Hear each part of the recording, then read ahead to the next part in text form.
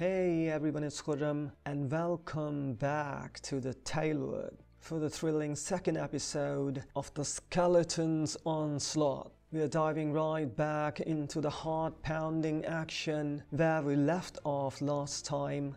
Get ready to uncover more mysteries, face new challenges, and witness our heroes confront the relentless forces of darkness. Head on, buckle up, because this episode promises even more suspense, twists, and epic storytelling that will keep you on the edge of your seat. Without further ado, let's jump back into the adventure. The situation was growing worse with each passing moment. People were murmuring anxiously about what might happen if Jaafir's efforts failed, and the skeleton words came true. A group of villagers gathered around me, their faces filled with worry. What will happen if the skeletons people really attack us, they asked. I reassured them, saying, no one needs to worry.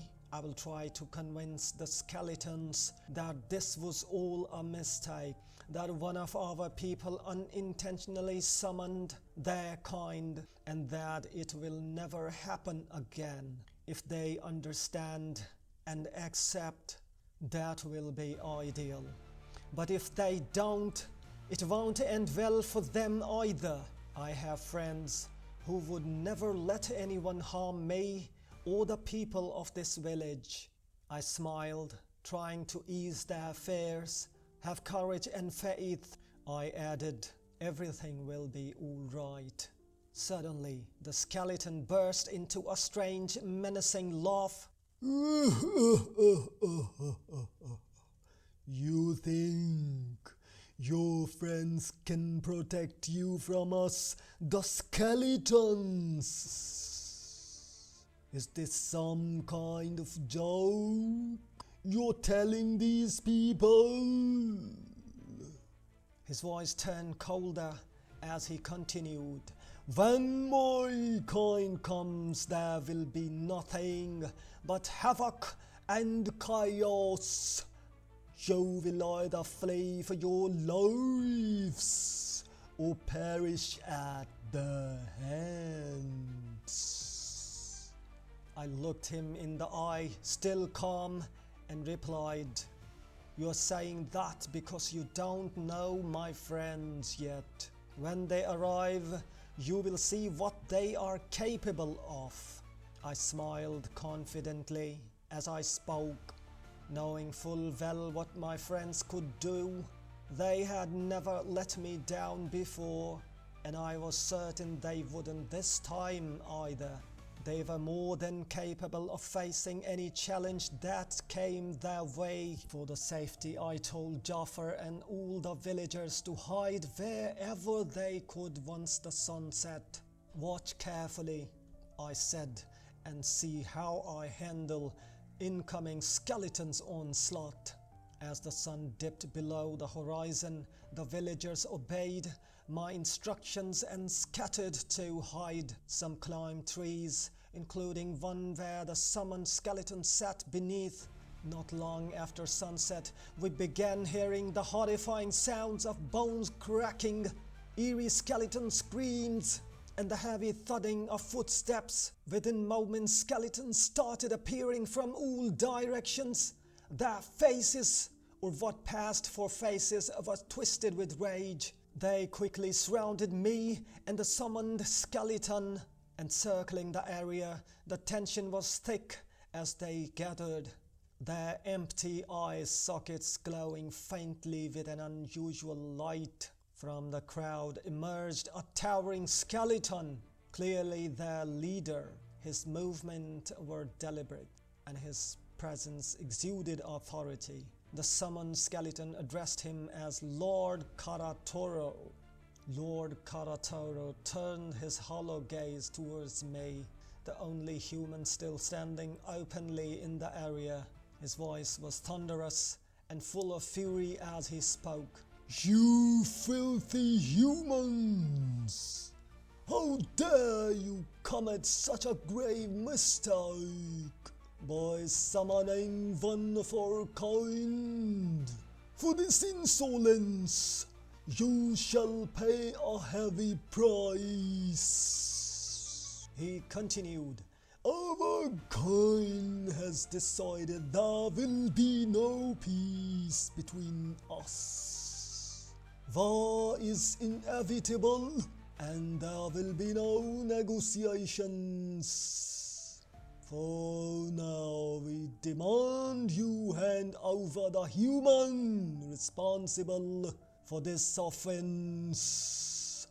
The summoned skeleton, who was standing near the tree, eager to shift the blame, immediately added, Yes, Lord Karatoro, the man's name is Jaafir, and this human, he pointed at me, has hidden him somewhere. Lord Karatoro screamed in rage, his voice reverberating across the battlefield. Do you think you're brave enough to face our kind and play games with us? His fury was directed solely at me, his words dripping with menace. I held my ground and replied firmly, Listen, Lord Karatoro, I respect you and your kind, and I apologize on behalf of all humans, especially Jaafir. But let me make one thing clear. Do not take us for granted. We humans are not cowards, and I refuse to accept your foolish demands. Neither am I afraid of your threats of war. So think wisely and make a decision that benefits both of our kinds. Karatoro roared in a fit of anger. Such insult from a mere mortal! He shouted, Attack! And charged towards me with incredible speed. Just as his skeletal hand was about to grab me, a giant eagle swooped down from above. Its sharp talons gripping me firmly but gently, the eagle flew me to the safety, landing on a nearby wall and setting me down. I looked at the magnificent bird and said, Thank you, my friend. As I turned my attention back to the battlefield, the ground trembled with the arrival of more allies. A giant wolf appeared from the shadows, its fur bristling and its eyes blazing with determination. It let out a ferocious howl that echoed across the land. Moments later, a massive white goat stepped into the fray, its powerful horns gleaming under the moonlight. Only one figure was missing now, the little hero named Bravlo. But my heart filled with joy when I saw Eagle gracefully descend to the battlefield and Bravlo leap off its back. Bravlo, the little brave hero from a distant realm of fantasy, stood proudly alongside the wolf, the goat, and the eagle. His courage was unmatched, and though small in stature, his spirit was longer than life. I smiled and shouted with excitement, Hooray! Thank you, my friends. I knew you'd come. The team was complete, and my trusted allies stood ready for the battle. I'll share more about my incredible friends and their origins another time. But at that moment, I knew we were united for a fight like no other. The war had officially begun. The battlefield was set, and a terrifying war was about to begin. Lord Karatoro stood frozen in disbelief, astonished by the sudden appearance of my mighty friends. Without hesitation, the wolf lunged at Lord Karatoro, sinking its sharp teeth into his skeletal leg.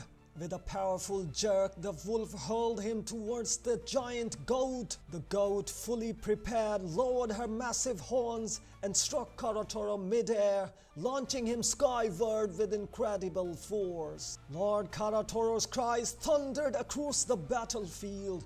High above, the eagle was already waiting, It swooped down with precision, clutching Karatoro in its talons and soaring higher into the sky. The eagle climbed to unknown heights, and then, with a sudden release, it let Karatoro fall.